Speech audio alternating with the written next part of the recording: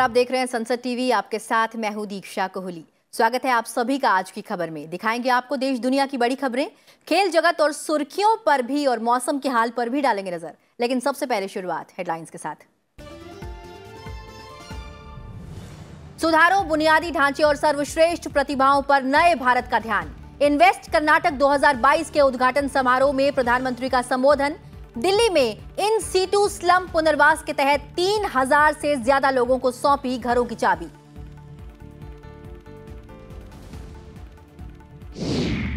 रबी season में उर्वरकों के लिए सरकार ने सब्सिडी को दी मंजूरी। वित्तीय वर्ष 2022-23 में 51,875 करोड़ रुपए की रियायत। एथेनॉल की कीमत में इजाफा। अगले साल से पेट्रोल में 12% मिश्रण का लक्ष्य। मोरबी ब्रिज हादसे पर गुजरात में एक दिन का राजकीय शोक। पुलिस रिमांड में गिरफ्तार 4 आरोपी। आरोपियों की पैरवी नहीं करने की राजकोट और मोरबी बार एसोसिएशन का फैसला। इजरायल में वोटों की गिनती जारी। नेतन्याहू का गठबंधन ऐतिहासिक जीत की ओर। करीब 3.5 साल के राजनीतिक गतिरोध के बाद सत्ता में वापसी के आसार। और रोमांचक मुकाबले में भारत ने बांग्लादेश को दी मात। सेमीफाइनल में पहुंचने की राह हुई आसान। विराट कोहली ने रचा इतिहास। T20 वर्ल्ड कप में सबसे ज्यादा रन बनाने वाले बने खिलाड़ी।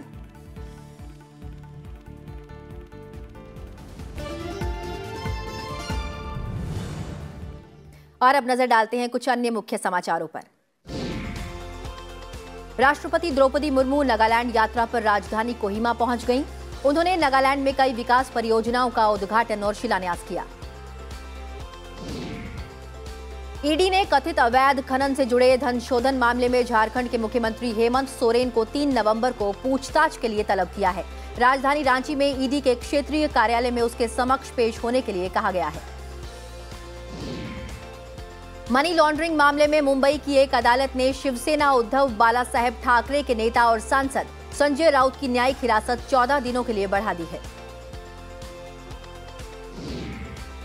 जम्मू कश्मीर में सुरक्षा बलों के साथ अलग अलग मुठभेड़ों में 4 आतंकी मारे गए 3 आतंकवादी लश्कर से जुड़े हैं। मुठभेड़ स्थल से AK-47 और AK-56 राइफलें बरामद की गई हैं। वैश्विक बाजारों के मिले जुले रुख के बीच घरेलू शेयर बाजारों में पिछले 4 कारोबारी सत्र से जारी तेजी थम गई है और सेंसेक्स 215.26 अंक गिरकर बंद हुआ। दिल्ली की वायु गुणवत्ता में मामूली सुधार हुआ है। Commission for air quality management ने कहा है कि ग्रेडेड रिस्पांस एक्शन प्लान के चौथे चरण के तहत प्रतिबंध लागू करने की तत्काल आवश्यकता नहीं है। ट्विटर पर सत्यापन के बाद जारी किए गए बैच यानी कि ब्लू टिक के लिए उपयोगकर्ता को हर महीने $8 देने होंगे। इस निर्णय की उपयोगकर्ता ने आलोचना की है और नाराजगी भी जताई है। उत्तर कोरिया ने कोरियाई प्रायद्वीप के पूर्वी और पश्चिमी तटों के पास 10 से अधिक मिसाइल दागी हैं। इनमें कम दूरी की 3 उत्तर कोरियाई बैलिस्टिक मिसाइलें शामिल हैं। स्टार बल्लेबाज सूर्य कुमार यादव शानदार फॉर्म की बदौलत अंतर्राष्ट्रीय क्रिकेट परिषद की नवीनतम T20 अंतर्राष्ट्रीय रैंकिंग में दुनिया के नंबर 1 बल्लेबाज बन गए हैं।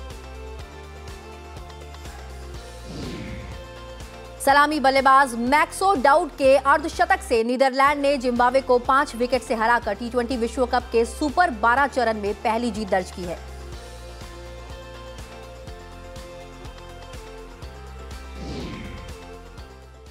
और अब खबरें विस्तार से।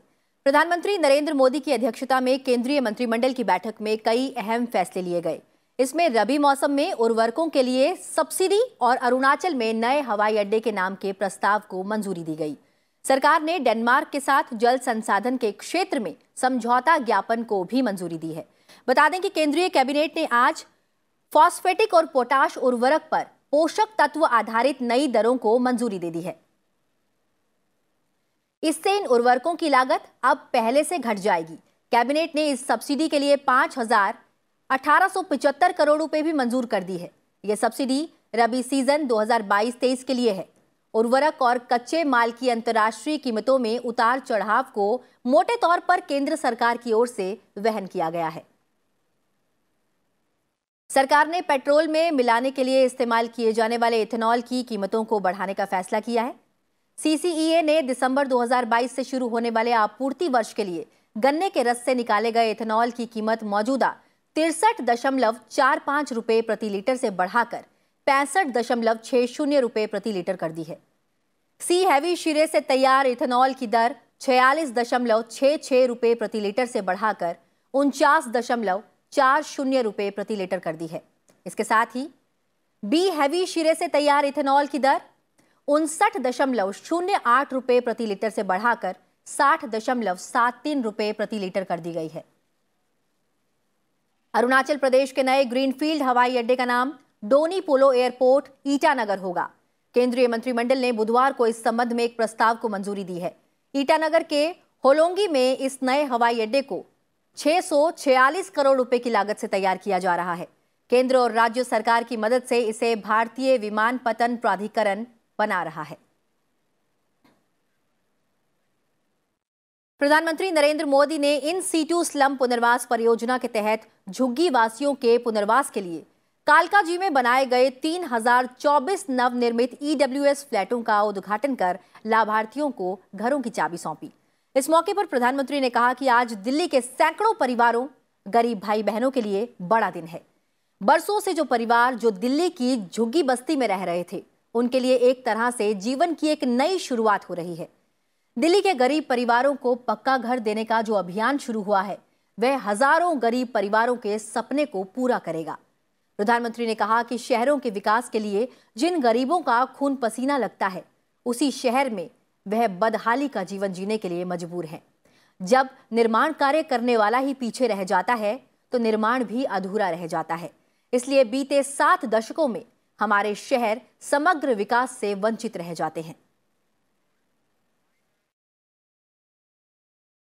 अकेले कालकाजी एक्सटेंशन के फर्स्ट फेज में ही 3000 से ज्यादा घर बनकर तैयार कर लिए गए हैं और बहुत ही जल्द यहां रह रहे दूसरे परिवारों को भी गृह प्रवेश का मौका मिलेगा। मुझे विश्वास है आने वाले समय में भारत सरकार द्वारा किए जा रहे ये प्रयास दिल्ली को एक आदर्श शहर बनाने में बड़ी भूमिका निभाएंगे। नया भारत बड़े सुधारों, व्यापक बुनियादी ढांचे और सर्वश्रेष्ठ प्रतिभा पर ध्यान केंद्रित कर रहा है। वीडियो कॉन्फ्रेंसिंग के माध्यम से वैश्विक निवेशक सम्मेलन इन्वेस्ट कर्नाटक 2022 के उद्घाटन समारोह को संबोधित करते हुए प्रधानमंत्री नरेंद्र मोदी ने ये बातें कही। उन्होंने कहा कि वैश्विक आर्थिक अनिश्चितता के इस दौर में पूरी दुनिया को भरोसा है कि भारतीय अर्थव्यवस्था की बुनियाद मजबूत है। उन्होंने कहा कि देश वैश्विक अनिश्चितताओं के बावजूद तेजी से बढ़ रहा है। प्रधानमंत्री ने कहा कि राज्य और केंद्र दोनों में एक ही पार्टी की सरकार के साथ कर्नाटक के पास डबल इंजन सरकार की शक्ति है। उन्होंने कहा कि जब भी प्रतिभा और प्रौद्योगिकी की बात आती है, तो दिमाग में जो नाम सबसे पहले आता है वो है ब्रांड बेंगलुरु। जीआईएम का यह संस्करण बिल्ड फॉर द वर्ल्ड विषय के तहत आयोजित किया जा रहा है, जो कर्नाटक की वैश्विक आपूर्ति श्रृंखला में महत्वपूर्ण भूमिका निभाने के लक्ष्य को दर्शाता है। रिन्यूएबल एनर्जी के क्षेत्र में आज भारत ने जो मुकाम हासिल किया है, वो पूरी दुनिया के लिए मिसाल है। पिछले 8 वर्षों में देश की रिन्यूएबल एनर्जी की क्षमता 3 गुनी बढ़ी है और सोलर एनर्जी की क्षमता में 20 गुना बढ़ोतरी हुई है। ग्रीन ग्रोथ और सस्टेनेबल एनर्जी की दिशा में उठाए गए हमारे कदमों ने ज्यादा से ज्यादा निवेशकों को आकर्षित किया है, जो अपनी लागत का रिटर्न चाहते हैं और इस धरती के प्रति अपनी रिस्पॉन्सिबिलिटी भी निभाना चाहते हैं। वो आज भारत की तरफ उम्मीद से देख रहे हैं। हिमाचल प्रदेश में चुनाव प्रचार तेज हो गया है। केंद्रीय गृह मंत्री अमित शाह राज्य के दौरे पर हैं। उन्होंने राज्य के हमीरपुर समेत कई और जगहों पर जनसभाओं को संबोधित किया। इस मौके पर उन्होंने कहा कि जनता के सामने दो विकल्प हैं। एक तरफ कांग्रेस पार्टी है जो परिवारवाद से ग्रसित है, दूसरी तरफ नरेंद्र मोदी के नेतृत्व में भाजपा पार्टी है जिसका एकमात्र काम है भारत को पूरी दुनिया में एक नई पहचान बनाकर दिखाना और हिमाचल का विकास करना। मोदी जी ने 1 रैंक 1 पेंशन को कर 40,000 करोड़ रुपया हमारे सेना के जवानों के परिवार के बैंक अकाउंट में डालने का काम किया। कांग्रेस पार्टी ने इसका जवाब देना चाहिए कि भाई इस देश पर 60 साल तक राज किया, 1 रैंक 1 पेंशन आप क्यों नहीं दे पाए? इससे पहले केंद्रीय गृह मंत्री अमित शाह ने शिमला में बीजेपी मंडल और जिला अध्यक्षों के साथ बैठक भी की।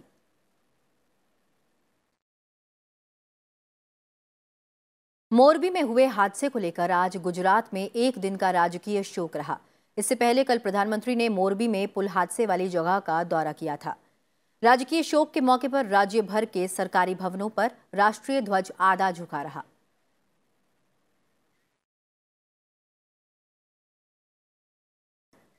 राज्य के मुख्यमंत्री भूपेंद्र पटेल मोरबी त्रासदी पीड़ितों के लिए अहमदाबाद में श्रद्धांजलि कार्यक्रम में शामिल हुए। 30 अक्टूबर को मोरबी में केबल ब्रिज गिरने की घटना हुई थी। हादसे में मरने वालों की वर्तमान संख्या 135 है। मोरबी ब्रिज गिरने की घटना में 9 लोगों को गिरफ्तार किया गया है। प्रथम दृष्टया एफएसएल अधिकारी का कहना है कि यह एक पुरानी केबल थी और पुल का बस फर्श बदला गया, केबल नहीं बदला गया और सही से मेंटेनेंस भी नहीं किया गया। जो 4 को रिमांड में भेजा गया, इनमें 2 लोग जो थे ओरेवा कंपनी के मैनेजर थे, 2 लोग जो थे जिन्होंने फैब्रिकेशन वर्क की ब्रिज के लिए किया है। मेन यही ग्राउंड के इनके पीछे कौन लोग हैं, किनके कहने से इनको ये कॉन्ट्रैक्ट मिला और ऐसे नॉन क्वालिफाइड पर्सन थे तो फिर क्यों उनको ये काम दिया गया, उसके लिए इन्वेस्टिगेशन करना है, उनके लिए रिमांड मांगी गई है। इस बीच मोरबी बार एसोसिएशन और राजकोट बार एसोसिएशन ने फैसला किया है कि सदस्य वकील मोरबी ब्रिज हादसे में गिरफ्तार किए गए 9 लोगों का केस नहीं लड़ेंगे। मोरबी बार एसोसिएशन और राजकोट बार एसोसिएशन ने ऐसा निर्णय किया है कि ये जो दुर्घटना हुई है उसका जो तोहमतदार है उसको भी 9 पर्सन्स को अरेस्ट किया गया है। अभी उसका कोई केस राजकोट बार एसोसिएशन और मोरबी बार एसोसिएशन लड़ाई नहीं करेंगे, वो फाइट नहीं देंगे, ऐसा सबने ठराव पास किया है। रिजोल्यूशन दोनों बार एसोसिएशन ने पास किया है। आरबीआई के गवर्नर शक्तिकांत दास ने महंगाई की स्थिति से निपटने के रिजर्व बैंक के तरीके का बचाव किया है। उन्होंने सभी से स्थिति को भावनात्मक रूप से नहीं देखने को कहा और जोर दिया कि घरेलू मुद्रा ने व्यवस्थित तरीके से प्रदर्शन किया है। आरबीआई के गवर्नर ने मुंबई में बैंकरों के वार्षिक FIBAC सम्मेलन में कहा कि समय से पहले सख्त कदम उठाने से अर्थव्यवस्था और नागरिकों को भारी कीमत चुकानी पड़ती है। शक्तिकांत दास ने कहा कि आरबीआई ने महंगाई दर में वृद्धि के कारण ब्याज दरों में आक्रामक रूप से वृद्धि नहीं कर अर्थव्यवस्था का समर्थन करने का फैसला किया है। उन्होंने कहा कि आरबीआई के डिजिटल मुद्रा की शुरुआत देश की मुद्रा के इतिहास में ऐतिहासिक क्षण है और यह व्यापार करने के तरीके को एकदम बदल देगा। Now, amidst all this external demand, however, remains a weak spot in the face of accentuating global economic slowdown. Domestic inflation remains elevated. We are closely monitoring the inflation trends as well as the effect of our past actions. In our view, that is in Reserve Bank's view and in my view, price stability, sustained growth and financial stability need not be mutually exclusive. In the Mahabharata, और आज की खबरों का सिलसिला जारी रहेगा। एक छोटे से ब्रेक के बाद बने रहिए संसद टीवी के साथ।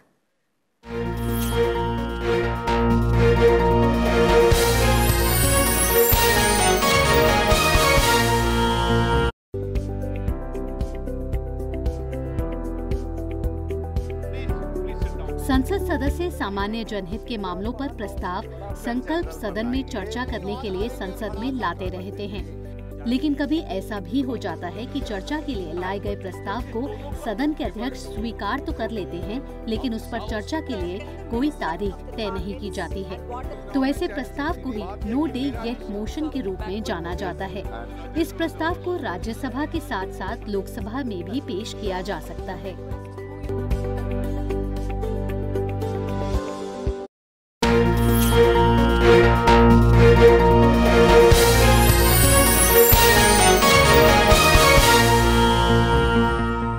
ब्रेक के बाद आप सभी का स्वागत है। आप देख रहे हैं आज की खबर। बढ़ते हैं आगे और अब नजर डालते हैं राज्यों से जुड़ी हुई खबरों पर।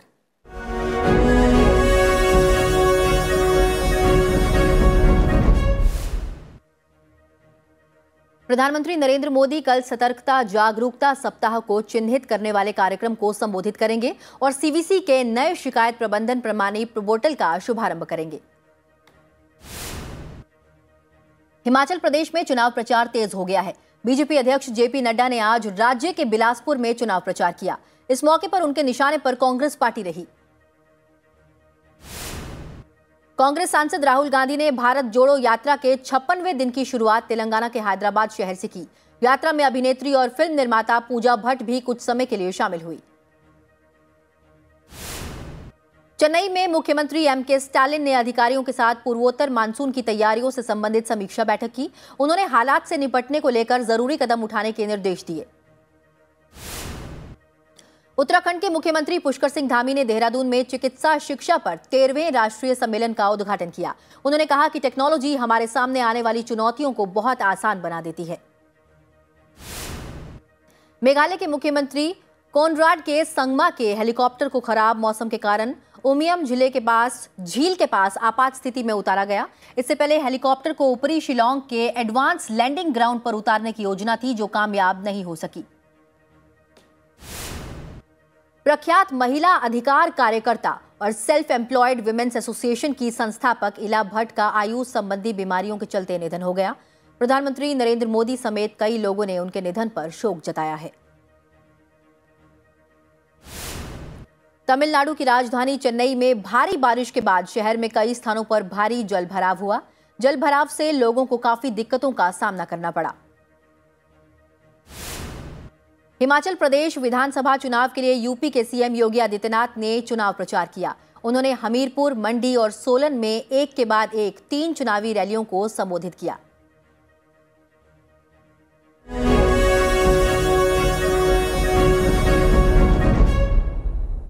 देश ने एक महत्वपूर्ण कदम में ओडिशा तट से द्वितीय चरण की बैलिस्टिक मिसाइल रक्षा इंटरसेप्टर AD-1 मिसाइल की पहली उड़ान का सफलतापूर्वक परीक्षण किया है।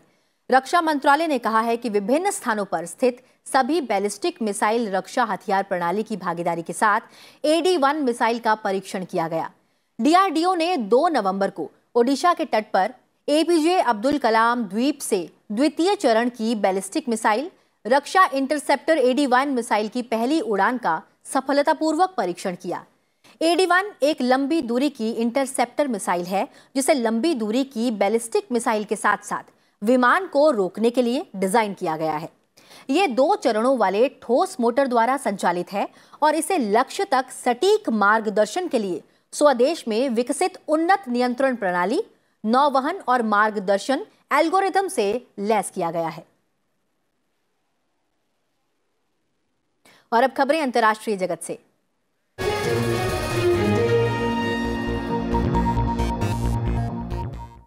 इजराइल में पूर्व प्रधानमंत्री बेंजामिन नेतन्याहू का गठबंधन जीत की ओर बढ़ रहा है। 84% से अधिक मतों की गिनती के बाद बेंजामिन नेतन्याहू नित गठबंधन सत्ता में वापसी करता नजर आ रहा है। इजराइल में मतदान बाद के सर्वेक्षणों में नेतन्याहू और उनके सहयोगियों द्वारा 3.5 साल के राजनीतिक गतिरोध के बाद सत्ता में वापसी के लिए पर्याप्त सीटें जीतने के संकेत मिले थे। उनके सहयोगी दल 120 सदस्यीय संसद में 65 सीट जीत सकते हैं। मीडिया रिपोर्ट्स में कहा गया है कि अब तक की गणना के अनुसार नेतन्याहू नीत गठबंधन 65 सीट जीत लेंगे, लेकिन अंतिम परिणाम आने तक यह आंकड़ा बदल सकता है। इजराइल में मंगलवार को मतदान हुए। 4 साल से भी कम वक्त में यह 5वीं बार है आम चुनाव कराए जा रहे हैं और इजराइल में 25वीं नेसेट के चुनाव के लिए करीब 67.8 लाख नागरिक मतदान के योग्य थे। नेतन्याहू इजराइल के सबसे लंबे समय तक रहे प्रधानमंत्री हैं। हालांकि उन पर रिश्वतखोरी, धोखाधड़ी और विश्वासघात के भी आरोप लगे हैं।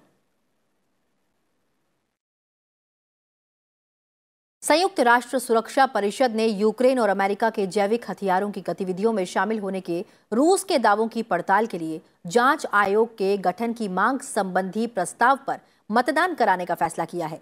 रूस ने पिछले सप्ताह परिषद के सदस्यों को 310 पृष्ठों का एक दस्तावेज दिया था, जिसमें आरोप लगाया गया था कि यूक्रेन में जैविक हथियारों का निर्माण अमेरिकी रक्षा मंत्रालय की मदद से हो रहा है। दस्तावेज में एक आधिकारिक शिकायत भी शामिल थी, जिसे 1972 के जैविक हथियार सम्मेलन के अनुच्छेद 6 के तहत अनुमति दी गई। मसौदा प्रस्ताव को भी अनुमति दी गई, जो सुरक्षा परिषद को रूस के दावों की जांच के लिए परिषद के 15 सदस्यों वाले एक आयोग के गठन के लिए अधिकृत करेगा। रूस ने अपने दावों के संबंध में बीते गुरुवार को सुरक्षा परिषद की एक बैठक बुलवाई थी। अमेरिका और उसके साथी पश्चिमी देशों ने इन दावों को खारिज किया है। रूस ने 24 फरवरी को यूक्रेन पर हमला किया था। फॉर्म में लौटे केएल राहुल के सटीक थ्रो, विराट कोहली के नाबाद अर्धशतक मदद से भारत ने बेहद रोमांचक मुकाबले में बांग्लादेश को 5 रन से हरा दिया। इसके साथ ही T20 विश्व कप के सेमीफाइनल में पहुंचने की राह भी आसान हो गई है। जीत के लिए 185 रन के लक्ष्य के जवाब में बांग्लादेश ने शानदार शुरुआत कर 7 ओवर में बिना किसी नुकसान के 66 रन बना लिए थे। लिटन दास 27 गेंद में 60 रन बनाकर टीम को जीत की ओर ले जाते दिख रहे थे, लेकिन बारिश के कारण खेल रोकना पड़ा। खेल बहाल होने पर बांग्लादेश को 16 ओवर में 151 रन का संशोधित लक्ष्य मिला, लेकिन 8वें ओवर की दूसरी ही गेंद पर राहुल ने डीप मिड विकेट से सटीक थ्रो पर दास को रन आउट कर दिया, जो मैच का निर्णायक मोड़ भी साबित हुआ। बांग्लादेश की टीम 6 विकेट पर 145 रन ही बना सकी। इससे पहले player of the match Virat Kohli के 44 गेंद में नाबाद 64 रन और राहुल के अर्धशतक के दम पर भारत ने 6 विकेट पर 184 रन बनाए थे। विराट कोहली श्रीलंका के पूर्व कप्तान महिला जयवर्धने को पछाड़कर T20 विश्व कप के इतिहास में सर्वाधिक रन बनाने वाले बल्लेबाज बन गए हैं।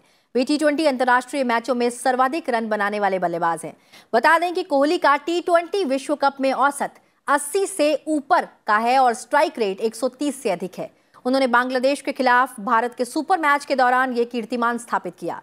विराट कोहली का ये 5वां T20 विश्व कप है। वो T20 विश्व कप में 12 अर्धशतक बना चुके हैं। विराट कोहली 44 गेंद में 8 चौके और 1 छक्के समेत 64 रन बनाकर नाबाद रहे। वे T20 अंतर्राष्ट्रीय मैचों में सर्वाधिक रन बनाने वाले बल्लेबाज हैं। उनके नाम 3,932 रन दर्ज हैं। पेरिस के पारंपरिक फैशन शो में मॉडलों ने चॉकलेट से बने कपड़ों के साथ रैंप वॉक किया। चलते चलते आपको दिखाते हैं स्वादिष्ट डिजाइन के साथ बने इस फैशन शो की तस्वीरों को आपके लिए छोड़ जाते हैं। फिलहाल मुझे दीजिए इजाजत और आप बने रहिए सनसेट टीवी के साथ। नमस्कार।